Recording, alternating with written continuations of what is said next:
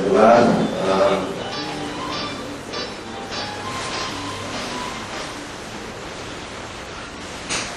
dan kita dapat pada hari ini dan kemarin sebenarnya tidak cukup apabila Bapak tidak mengulang kaji ke depan dan sudah taat.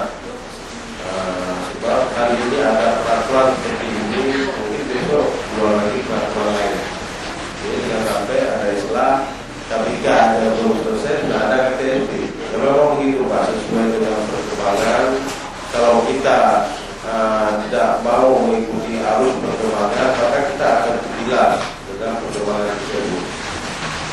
Sehingga kita masih dalam tahap belajar, orang sudah meninggalkan hal itu. Jadi selalu kita ketinggalan. Dalam hal ini kita harus berpacu dengan waktu. Jadi dalam hal ini saya mengajak Bapak ke depan, Bapak akan menghadapi tantangan sangat luar biasa, kebebasan yang sangat luar biasa, sehingga